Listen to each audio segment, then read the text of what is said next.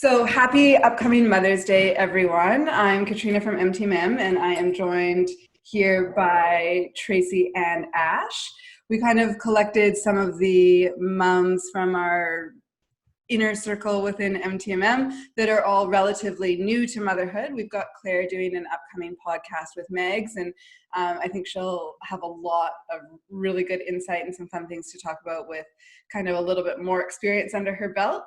But for the three of us, we've all kind of got babes that are just in and around that 2-year mark and under, and so still relatively new to this game, and thought we'd just have a chat in light of Mother's Day upcoming about some of the, I think, so much gets glossed over in that Instagram perfect motherhood world. And especially with COVID this year, not everyone's had the opportunity to be with their girlfriends as much and kind of chat through things. So wanted to just kind of have a little chat and normalize some stuff. So just to introduce everyone, Trace is mama to Scarlett, who is now just over 9 months? Yeah, almost 10 months. In a couple of days, she's 10 months. Yeah, I'm really behind on pictures for Matea. Like, I still haven't done her 8 months, and I think we're exactly 4 weeks behind you. So clearly I'm real behind. And then Ash has just had her second baby. So she's got Addie, who's just turned 2. And then Jude was born, 2 weeks and a day? 2 weeks and a day. And has jumped on a podcast with us. So thank you guys very much, because I understand the struggles of time and scheduling, but also thanks to the dad for whisking away most of the children at this point. So let's just kind of start off with, I guess I'm super curious to know for you guys, and Ash, this might be kind of generally speaking, like prior to becoming a mother, or if there was something really different the second time around. But what was like the biggest surprise or the biggest unexpected thing coming into motherhood that you didn't really see coming? Let's start with Trace.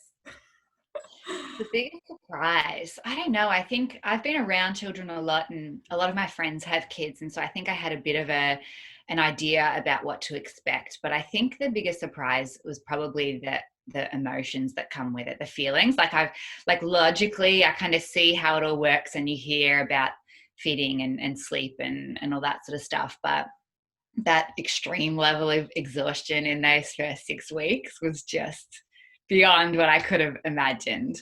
And I think that was probably one of the big things that I would reflect on, having so many people in my life that have had babies and thinking, oh my gosh, how did they do that at this time? How did they do that at time? And right now, Ash, like, how are you doing this? You've got a 2-week-old.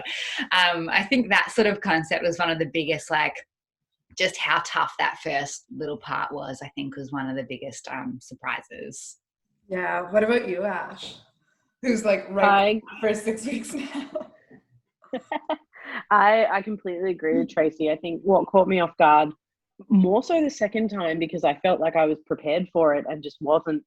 It was not worse, but more intense the second time. It's just that emotional fluctuation of just sitting on the couch feeling fine, and then all of a sudden you're crying for no reason, and you're not really like, there's a reason, but just not being prepared for all of the impacts that the hormones have on your body as it's sort of like transitioning from being pregnant to not being pregnant, and it's transitioning into making milk and flipping all the hormones into this new stage to care for your newborn. That was something I didn't expect, and I thought I was armed against it the second time, and if anything it was more intense the second time in terms of how it felt. But the other thing that surprised me the most is just how like resilient the female form and body is. Like, we talk about how tough those 6 weeks are, and that exhaustion is just insane, but your ability to survive it is just, that was something that I was so surprised at. Like, I knew that I was tired and I knew I was exhausted, but I also knew that I was surviving, and if you asked me how, I couldn't tell you. But we just managed to do it, and that was something that I found really pleasantly surprising in that time. I think that, this whole concept of like moms being superheroes, I think like everyone pays homage to that until you actually become one and you're like, oh my God, this is so true. Because it really is. I know Ben in the dad cast like a kind of a year ago, or when last Father's Day when he did it, was talking about how having a baby actually made him so much more productive. He was so much better with his time. And it really is like, once that kid is here, you just level up. And whether it's with productivity or emotional resilience or whatever it is, it's like the job just has to be done. So you just do it. You don't know how, right? But it happens. I think it's interesting what you said, Ash, like being kind of hit the second time around. And I can totally see how that would happen because, you know, depending on how things went with your first one, the amount of experience you gain and the learning curve with your first is so steep. And so you're like, okay, like I know what's going on. I got this. And then baby number 2 comes and the baby's totally different and your body maybe responds totally different and the birth experience is totally different. And it's like, oh, that learning curve is not necessarily any less steep. I know for myself, like I help deliver babies, not exclusively, but kind of like on and off throughout my nursing career. And so I really felt like going into labor and delivery, I was like, I'm prepared. Like, I know what this looks like. I've been there firsthand. Like, I know it's going to be tough, but I kind of know what to expect. I'm good. I was not prepared. Like, And I don't know that you can be prepared for it. Like you can do all the research and know everything, but until you experience it, like it's something you can't study for. No, I'm like, I got a high pain tolerance. I know what's coming. I know what the options are like. Like, I'm not going to say it's not going to be hard, but like, I got this. She did not have it. Like, I looked at Ben, I was like, I'm going to die. But yeah, I think also for me, like, big thing is I was blown away by the emotional aspect. And Ben in the Dadcast talks a little bit about how going into motherhood, I really felt quite uncertain about my natural ability as a mother.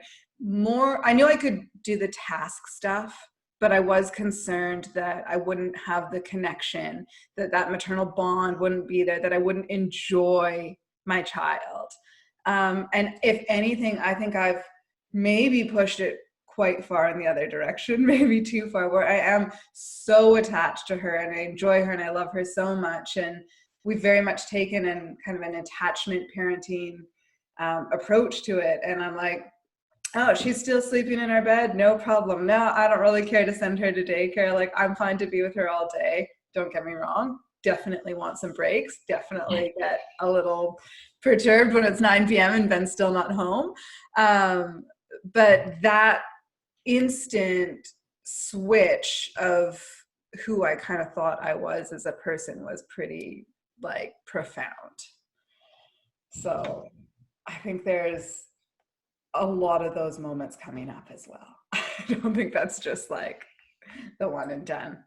Absolutely. And I think it's important both ways for that, depending on what you're assuming is going to happen, because I didn't have those worries prior about having a connection and feeling that sort of pull. And we've had a really lovely time, and I've been lucky enough to have a lovely, engagement and connection with Scarlett. But I think that I would have been totally underprepared the other way, that if I had difficulties connecting with her, I would have been mind blown, because that didn't cross my mind that would have even been a possibility. And I have a ton of friends that has happened to, that they're like, it was not instant. They put this baby on my chest and I'm like, who is this? And it was days or weeks or even months to develop that connection. And you look at them now and they've got that beautiful, beautiful bond and incredibly strong, but they're like, no, it wasn't there, and it's, yeah. And I think that alone, if that had happened for me, I would have felt so confused, because I definitely went into it assuming that I'd get this baby and it would be amazing and it was fabulous. And for us it was, and we're so lucky that that's the way it happened. So if it hadn't, I would have been completely lost. Mm-hmm. And I think too, like, you know, if you are dealing with any of those sort of like postpartum anxiety, postpartum depression, even just, you know, baby blues, right? Like that hormonal shift and that surge that happens in that 3 to 5 days as your milk comes in, and you're having feelings like that, it can be a little bit like, whoa, not just because it's concerning, but it is disjointing to who you identified as, right? And realizing that your journey is not maybe the way that you saw it mapping out, right? And not necessarily a bad thing, but shocking, right? Yeah, I think that can really catch you off guard too, especially if you consider yourself to be a person of like resilience or pretty like stable emotional character, and then all of a sudden like you see something so like vanilla and it has you in tears because it's just so beautiful. You're confused by your own responses and you can't, yeah, who am I? And you can't stop them, and trying to shove them down just makes them worse. So I think that can come as a surprise, but you know, it's really important that we have this conversation and normalize that, because it happens to almost everyone. 100%, and different looking for everyone. I know I've talked in previous podcasts about how I think that I'm a very, very resilient, very strong-willed, very tough, like tough cookie, and I'm like, motherhood has made me so soft. But I think there was a lot of trauma in my birth experience because I felt like I lost who I was as a person, because had like birthing Matea and making it through that process, being reliant on my mental strength, we would not be here. I was done. I was tapped out. Like it was my body doing its thing and I had no control over it. And I felt really lost within that. And that I didn't think that could ever happen to me. I'm willing to go into a pain cave, and I'm willing to hurt and got through things, and that there was none of that. And even I think kind of heading into the postpartum experience, whilst I didn't necessarily experience any sort of like postpartum depression, I had a few days probably when my milk was coming in of like, it was like 4 p.m. I'd get an hour of crippling anxiety and I'd have to go lie down, and I was like, oh, what have we done? What have we done? And I did move through that pretty quick, but it was those experiences where I was like, where's my touchstone as me of a person? And I think 9 months into it, I'm learning and growing into this new human. But I think it speaks to the fact that like childbirth is really not like the birth only of your child, but it is the birth of a mother, right? And it is a totally different new version of you. Did you guys have any moments like that were like profoundly confronting? Or Ash had like, I mean, you've got, you know, 2 years of experience and a couple of kids under your belt, right? So not necessarily related to the birth, but just through your parenthood journey, or where you're like, whoa, who like? I would certainly say that I've had a few more of them this time when I've come, like when I look at the fact that we have 2 now, and I think about, you know, I can be a bit of a like forecaster to my detriment, really, to be like, oh, how are we going to handle this situation that's 6 months away, when really I'm just kind of living, you know, in 3-hour increments right now. But I have had a few moments where I've sort of had the 2 of them, and just thought like, how are we going to make this work, or how are we going to do this? And, you know, similar to your sentiment just then of like, what have we done? And like, how do we, like, really being confronted with like, not that I ever would want to, but you can't undo it. Like it's permanent now. Yeah, like they're both staying. And just thinking about like new situations, like, oh gosh, like how is that going to work? But also like, you know, I'll sit in that anxiety for a little bit, but then I always come back to the fact that, well, you've made it work for 2 years now. You always figure it out. Like there's a team of you, Andrew, Addie and Jude, like the 4 of you managed to figure it out. But I would definitely say that I've had more of those instances the second time, now that there's like 2 of us and I only have, there's 2 of them and I only have 2 hands. Yeah. And Andrew only has two hands. Yeah, I would say that that's probably it's been deeper this time. Definitely. How about you, Trace? Anything that's been kind of that like gripping, confronting that you've had to work through? Yeah, I feel like both ways, positive and negatively, that I'll have these moments, early days, of that. Yeah, I can't possibly continue on like this. How are we ever gonna get sleep? How are we ever gonna function and be ourselves? And those moments of, like you said, like, we can't take it back. It's this forever. And then all of a sudden, either like I'll have a really good day or something will happen, and I feel like the moment that I struggled in 2 weeks ago, I have the same moment, 2 weeks later, and I think, oh, that was easy. That just worked well, and it just happened. And I feel like with that early days, those hormones are just out of control. And again, Ash, you used the term before. You felt like you were armed and ready. You thought you were armed and ready for the second one, and then it was totally different. Same thing. I thought I was armed with this concept of, oh, I get that 4 or 5 days in, you'll feel up and down and la la la la la. But I had 2 weeks worth of feeling great. The first 2 weeks, like I was just like going on adrenaline, and I was excited and happy and wonderful the first 2 whole weeks. And then it wasn't until the second 2 weeks, so week 3 and 4, out of nowhere, every couple of hours, I would just be absolutely bawling. And Chris would walk in and say, what's wrong? And I'm like, I don't know, nothing. Like, this shower's so lovely, or, this happened, or, and the tears would just flow. And we got to a point, like our coping mechanism as a couple for it, that I would just yell out to Chris and say, my tears are falling again. I don't know why my tears are falling again. Or he would walk in and be like, oh, your tears are falling again. I was like, I know, I don't know why. And so I think that, going through those periods, and then all of a sudden the same events happening a number of weeks later, and feeling, oh my gosh, I feel fine. I feel like I can cope with this. So I think it was those moments of like comparing an event and feeling out of control and feeling stuck and trapped, and then the same event happening even, a couple of weeks or a month later, and being like, oh, I feel like me again. That's amazing.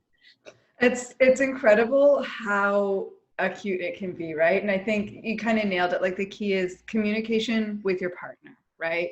And being able, like, Ben and I have always, we walk together once, usually twice a day with the dog, and that's kind of like our 45 minutes to debrief and how you feeling, what's going on, and things like that. So whatever your mechanism is to communicate with your partner, it's so important to keep that open. I'm so curious, and I'd love for Megs to cover this with Claire in their upcoming podcast, but I'm so interested in knowing, because these are quite acute things for us so early on, right? Like, the change is so quick, the phases are so quick. Like you said, something that was an issue 2 weeks ago is no longer an issue now. I was losing my mind yesterday because Matea's just started this phase where she screams almost until she pukes every time we change her nappy. And it is just like, so I'm like, I dread every single nappy change now, because it's just a fight. And I think it's just, she's moving and wants to be independent and not in that vulnerable position, whatever.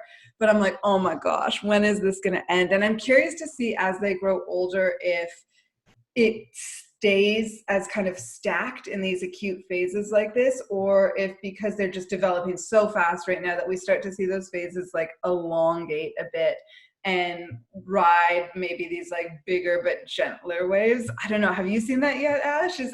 Can I hope for that? I 2-year-olds, I mean, I think you and I were texting about this the other day, and I mentioned to you that, like, I hope it's a phase is probably like a 3 and under parents' most common saying of like, I think that's the phase. And it's certainly been my experience, something that like is absolutely the end of the world one day, a week later is the best thing in the world. Or something like a nappy change that's absolutely off the cards, or, such a fight to get done, all of a sudden the next day it's completely fine, and then it's always fine again. So I'm certainly still experiencing those sharp jolts in like good to bad in terms of what's acceptable and what's not acceptable by Addison standards. We're yet to have any of those sort of like longer, less intense, but like elongated experiences. It's still very much like short and sharp in the mind of a 2-year-old. I had a friend say to me last night, who's got 3 children, 2 of which are older. And she was saying, yeah, she's like, I mean, I just think that like the tanties are really indicative of these big feelings that they have no words to express, right? She's like, and then they get older and they start telling you everything that's wrong and it's all to do with you. I was like, oh, so you just kind of want the tanties back, hey? She's like, yeah. Just a different style of tantrum. Yeah. Ash, you said something interesting about how you're a forecaster, and I think probably that's quite true for all of us a little bit, especially like Chris and I have talked a lot about this, and Tracey being like the planner and the organizer and everything in the relationship, so it's probably quite similar for you.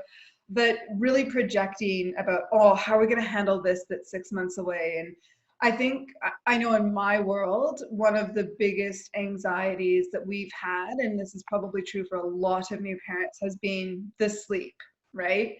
And we have very consciously chosen to go the route of co-sleeping with Matea and keeping her in her bed and understanding that, you know what, we may be in for some challenges ahead, but this is what feels right to us right now.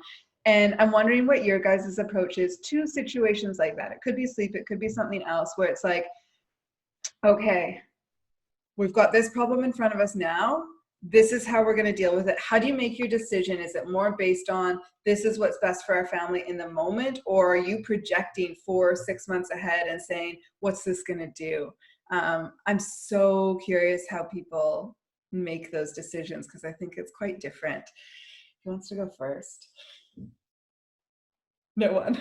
I'm happy to. All right, you go, Trace. I feel like I think we flip in and out. We flip in and out of those two stances. I think, like you said, I am definitely the planner and the overthinker in our relationship, and I tried to do all I could during COVID pre-baby to train, to study for having a baby.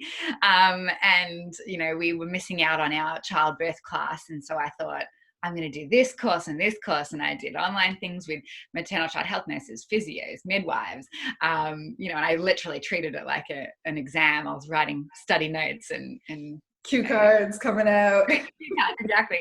I gave Chris a list of things. If you're stuck for things to do while we're in labor, here you go. These are your jobs. So I definitely overplanned. Question about that. Did any of the cue cards instructions for labor, is that actually anything that you wanted during labor in the moment, or were you like, get rid of that list? Yeah, no, I think we used it quite well in it. And on reflection, I had a bit of a chuckle to myself, and that there were a few moments that he obviously had a moment to himself thinking, oh, what should I do next? And then all of a sudden, I would be in my own little world or listening to the maternal child health nurse, and then I'd turn to Chris and he would be doing something or getting something ready that was on that list. And so I thought, well, he obviously was thinking about it and had these things ready, which was great. But we worked really well together as a team. And I think that he was lucky in the sense that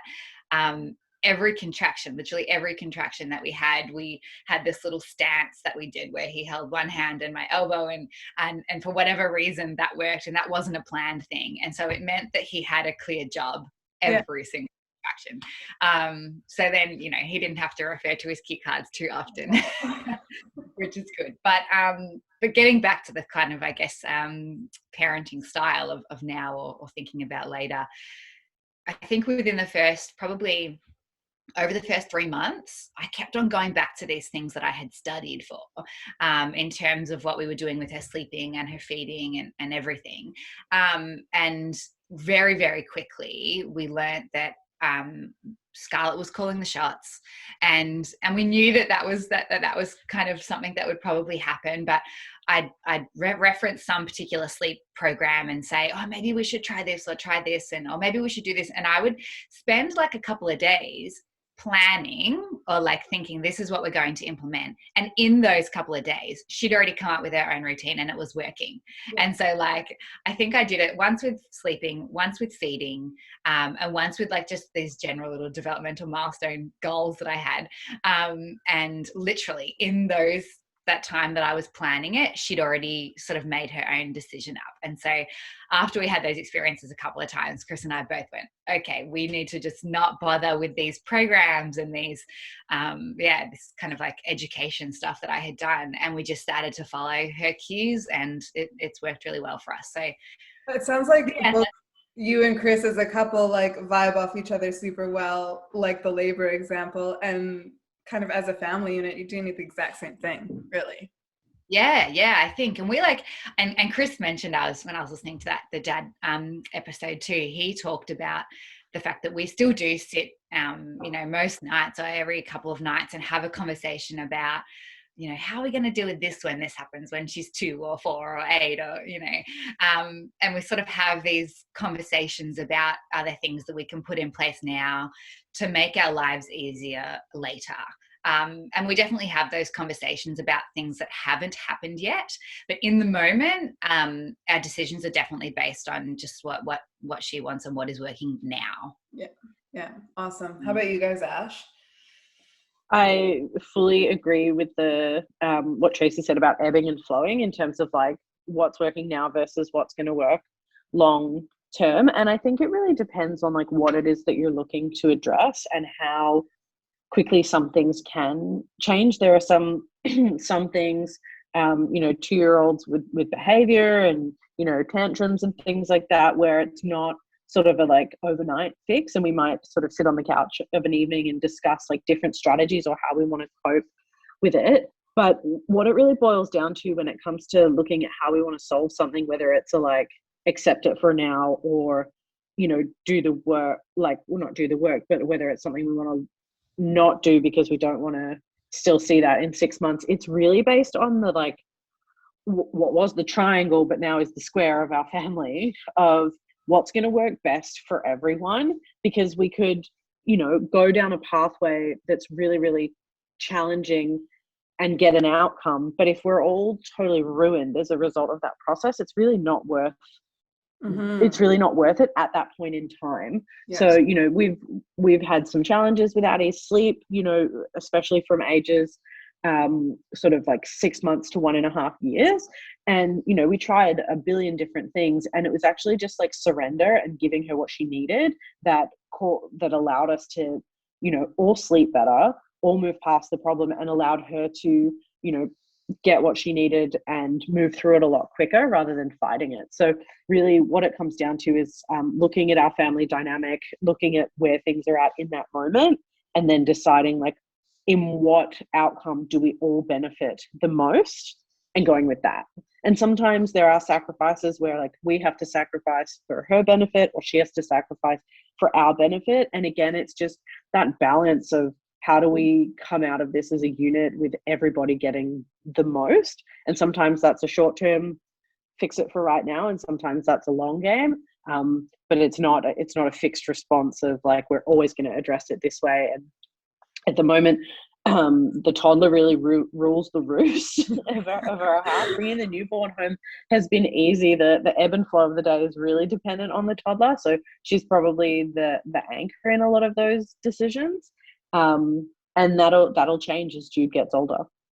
I was saying to Ben last night, I was like, I think I'm mourning a little bit because I really see right now with this nappy change situation that we're shifting from this beautiful, easygoing, cart her anywhere newborn into like, I've got a daughter who's fierce and independent in the clingiest way, and she is starting to really not just use her voice to tell us what she wants, but her actions as well. And,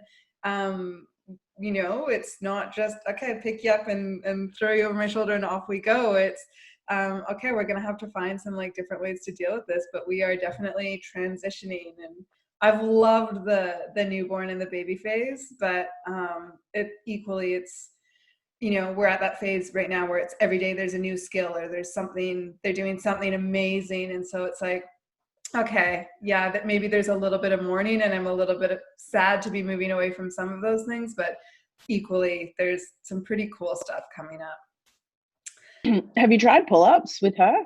Sometimes it's just quicker to get them on. Yeah, I have not, because this is literally like the last 3 days, I want to say. But I did my first one standing today that was actually pretty decent. But yesterday it was like I had a shitty diaper and it was like all over the walls. Oh yeah. Fantastic. Like, girlfriend, We've all been there. Help me help you. Let's get this. All right, cool. So we've talked a lot about kind of our babies and motherhood as we naturally would. I want to know what have you guys done to kind of like, not just for yourself, because I don't mean like the bubble baths or the glass of wine or the girls' night or whatever, but I think that, we talked about kind of the birth of a mother and how motherhood does profoundly change you. What have you done to keep that sort of touchstone so that you don't wake up in 5 years and you don't know who you are anymore, or your relationship with your partner is like irrevocably changed? Is that something that you guys actively look to do, or is it something that's just kind of naturally worked its way in, or is it something that you're struggling with? That's a good question. Me, I hadn't actively sort of, other than giving yourself some break time when possible. I hadn't actively done anything until I had a little sort of, mini mum breakdown of feeling really trapped in the concept of exclusively breastfeeding and being needed all the time, and not being able to just, I'm just going to pop down the shops, or I'm just going to do this, and having that contrast of the mum role compared to the dad role, and from my perspective, the freeingness that the dad role has, as opposed to the mum role of, I just, need to go and book a haircut, and that means making sure Chris is available, making sure I've expressed if I need to, making sure Scarlett's in, going to be somewhere physically that she's got everything that she needs. And when I had that moment of like, oh my gosh, my life feels like I'm being just pulled into this little sort of, you just need to be there for baby, and then that's it.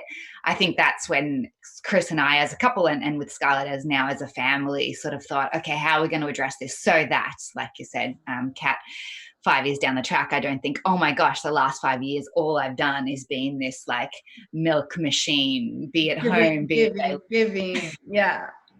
Yeah, absolutely. And look, I haven't got any, wonderful advice on how to tackle that, but it's at least something that we're consciously aware of at the moment. Yeah. I think like, I know for Ben and myself, it's so long as I express those needs, Ben will move heaven to earth to rearrange his day so I can have 4 hours to change my hair to blonde so that it matches Matea. He'll do whatever I ask of him, because I think the men in our lives, particularly, like, we are very fortunate. I think all 3 of our partners are incredibly engaged and highly sensitive men. And I think that they're aware that the mom role and the dad role is different, and they go and they, purposely find ways to fill gaps and kind of buff out their role, I think. But it's like, I'm on call all the time, right? I'm the one that does nights because like all she wants is the boob, right? No point Ben being up. So I think like it's, being able to, again, communicate and express those needs is so, so vital, because if I don't tell Ben, I just need this hour, I need to get out of here, I need to do this, it's like, he doesn't know. He thinks I'm doing fantastic, right? Ash, anything else? Like, again, you've got such like what feels like I'm sure it'll, like, the next year and a half will pass so quickly for Tracey and I, but 2 years seems like a lifetime of experience on us in this role. Yeah, what's worked for you? What hasn't? Or is it still like, no, I'm just trying to figure out as I go?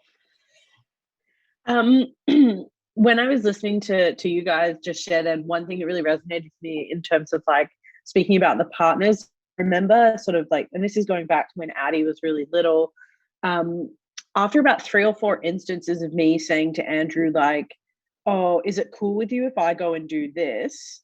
He turned around to me and he was like, you don't have to ask my permission to like go and do things. You just tell me that I need to be home at this time and what time you want me to feed her. Like, you don't have to, or like, not even that, just tell me that I need to be home at this time and that you're going to do something, and I'll figure the rest out. Like, you don't have to ask permission just because she breastfeeds. Like, that's not a thing here.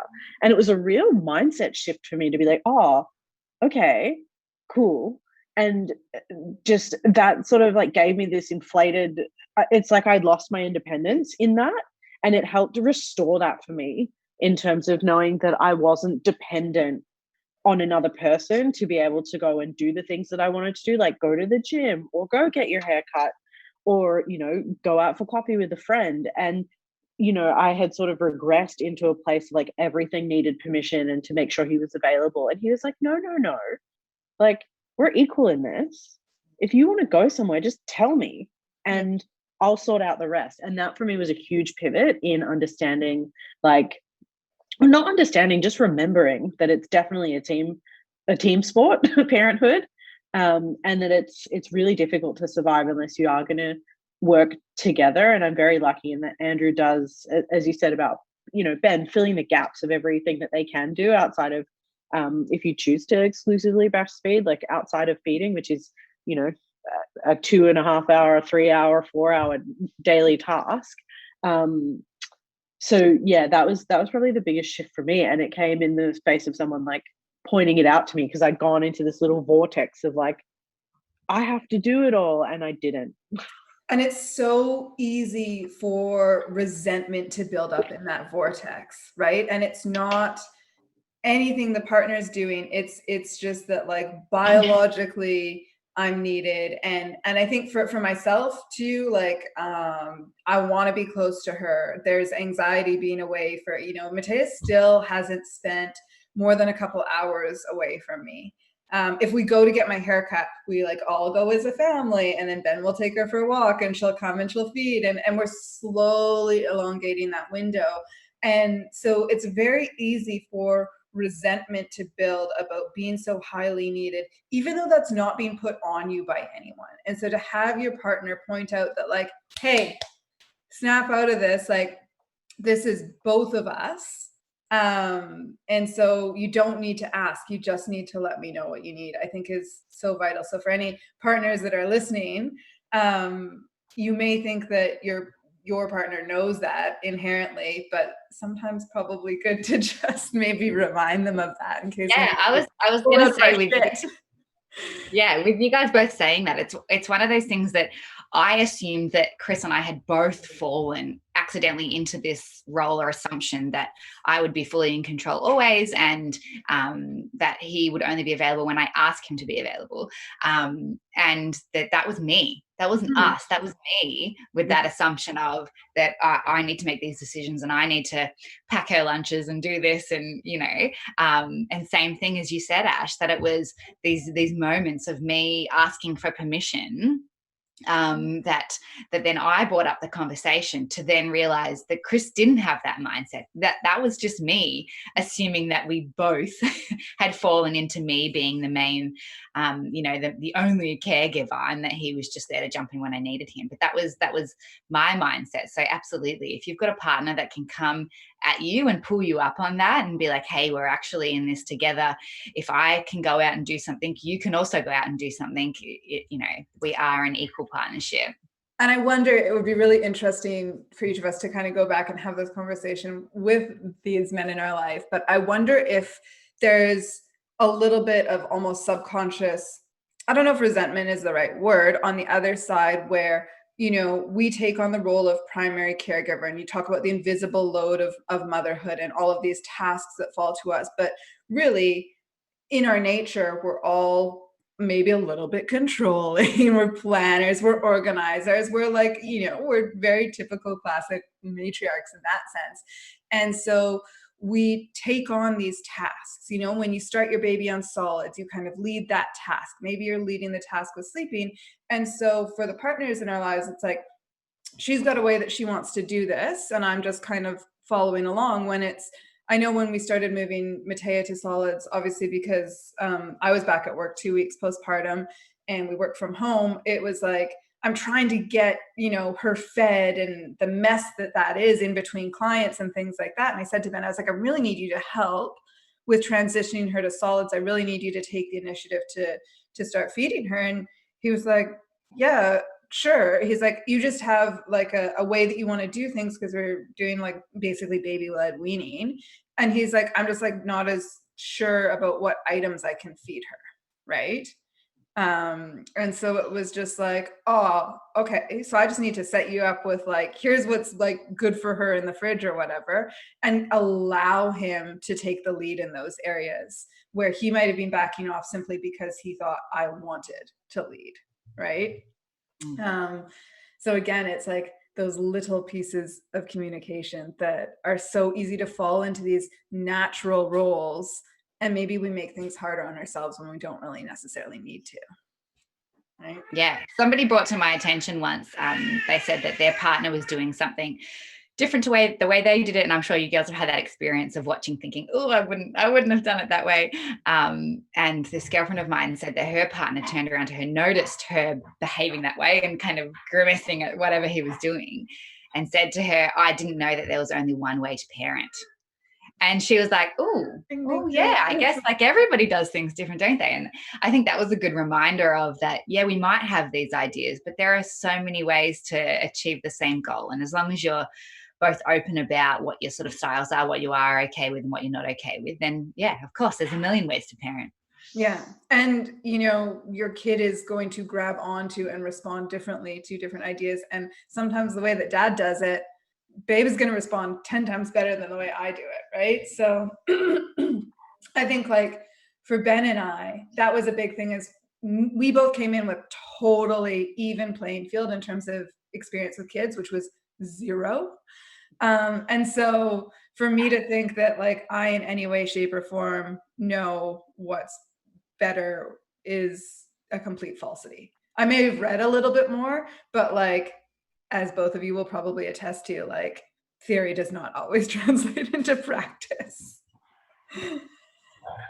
All right, cool. So we're all just kind of making our way through that and just trying to keep touch with ourselves a little bit.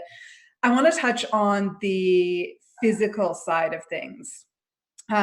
Obviously very different stages. Trace, you and I are close to kind of the same relative time out postpartum, but probably in very different physical places. And then Ash, completely different. What, like,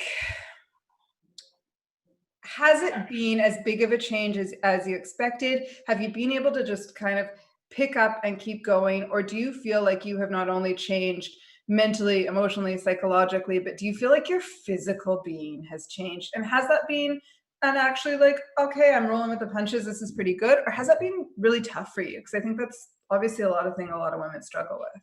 A thing. Yeah, the physical side of pregnancy and postpartum is such an interesting thing, and like potentially unpopular opinion, like warning, but I really did enjoy the physical side of being pregnant. I found it incredibly uncomfortable. I didn't like I really take my hat off to women who like loved their pregnancy experience, because for me it was very much like, I understand I need to do this to get children, but it wasn't something that it's not something I really necessarily enjoyed. And I found that more than like what impacted me physically more so after having my daughter, and obviously being 2 weeks postpartum, I've gone for a walk, and that's like a great achievement.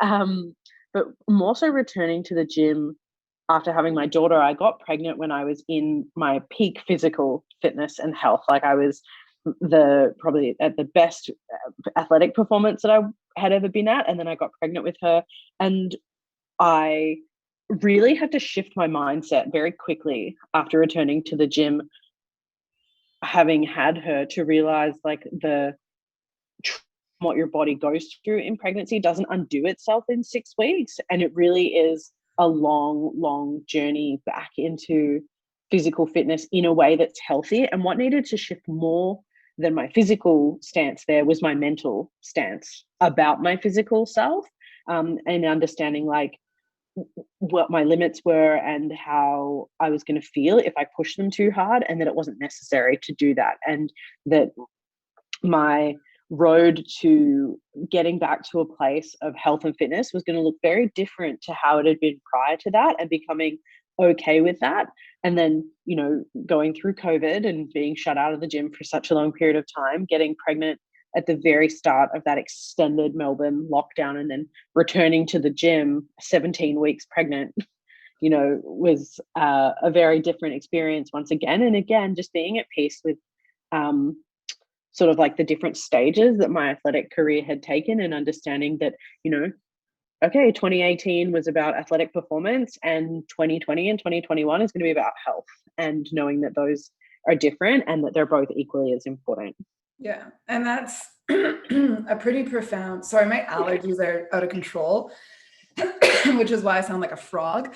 That's a pretty profound, difficult and slow mental hurdle to kind of come through, right? And there's, I think, absolutely, with anything, there's going to be peaks and valleys where it's like some days you're actually pretty on board and okay with it, and then other days it's like, absolutely not. This is not. I just want to be me, right?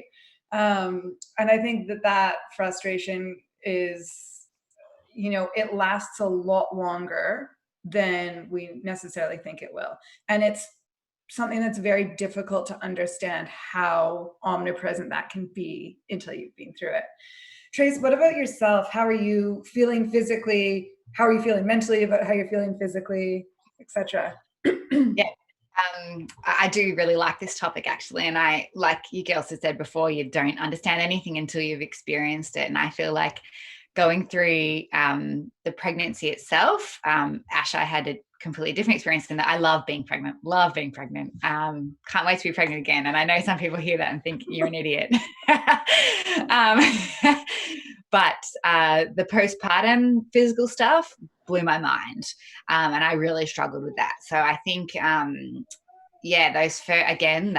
that first little period when my body just felt like it was totally falling apart.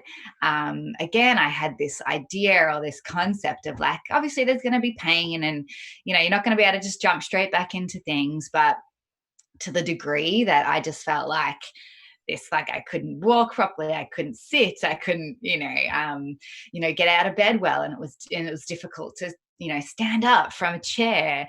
I wasn't ready for that at all. And it's funny, on reflection, I have an older sister who has 2 children. And I said to her, oh my gosh, and I'm talking about it all. And she said, yeah, don't you remember after Jaden, her first, she goes, I couldn't sit for 2 weeks, could not sit for 2 weeks. And I thought, yeah, I do remember. I remember that being a conversation, but clearly I had no concept of what that actually get it. Yeah. How that would impact your every single day, every minute of every day. And so, yeah, that feeling of like my body just being completely ruined blew my mind. I did not expect it to feel that intense physically. I did not expect to feel that intense emotionally. That was big. And I think, again, another probably unpopular opinion, on reflection, I would encourage, or well, from my experience anyway, that I wish that I had listened more to the doctors and nurses. I remember my GP, who I love, and she's wonderful.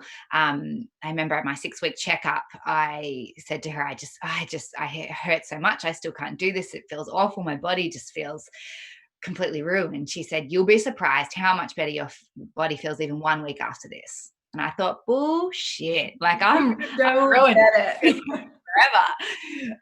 And then absolutely 1 week later, I thought, oh my gosh, like I had this moment of like getting up and sitting down and getting in and out of bed. And I hadn't thought about the pain. And I was like, oh my gosh, she was so right. And same with the midwives at the hospital. They would tell me different things to do. And I'm like, oh no, that's just not working for me, or that's not what my body needs. And then on reflection, that's exactly what my body needed. Amazing. Yeah. I think like what I love about this is you get 3 women and you're getting 3 very different perspectives, right? It's a lot of similar threads coming through, but for myself, for anyone who had maybe listened to the IVF podcast, I had a very I had a very difficult pregnancy relative to what I was expecting. Medically, it was not difficult, but I had really bad pubic symphysis separation that occurred at about 10 weeks, which is crazy early. I think it was from the IVF drugs, but no one's confirming that. And I had to stop training at 29 weeks completely. And then I took about 9 weeks postpartum totally off before I even started rehab because I was just broken. I'm nearly 9 months postpartum now, and I just received the diagnosis that I have like osteitis pubis. So I've still got either just really bad inflammation of my pubic bone, or I'm still shearing my pubic bone. So I'm now referred to sports med for it. And they'd like to see me stop doing everything essentially, which is probably not going to be realistic. But so for me, pregnancy was very uncomfortable and very painful and took away my identity because I like Ash went into my pregnancy the fittest I'd ever been. I just won weightlifting nationals. I was competing at a high level in CrossFit. I was super fit. And then I went from that to nothing. And even now kind of rebuilding, I've 9 months in, I'm still dealing with a lot of pain. Maggie, who coaches me for my nutrition, actually, who was like, at one point, she's like, I want you to start making a list of kind of like your PRs or when things started to return to normal for you, because I think that would be really valuable for you to have down the road. And on that list is like 4 months postpartum was the first time I sneezed without excruciating pain in my pubic bone.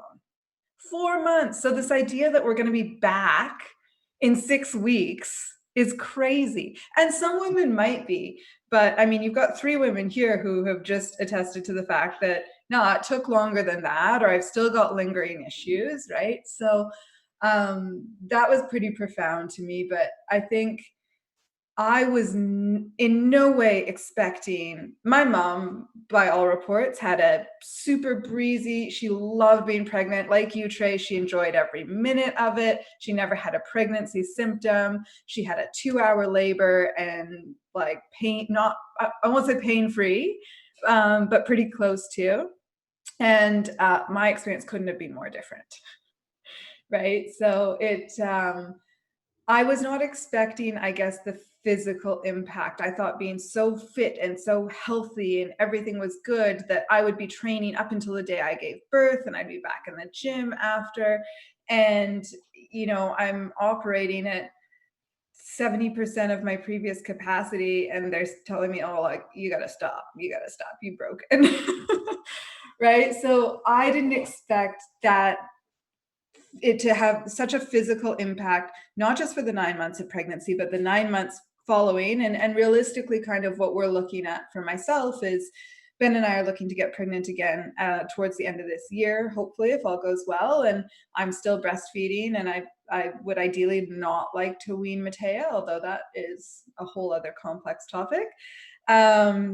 And so realistically, we're kind of looking at, you are not going to recover until after you've had your second child.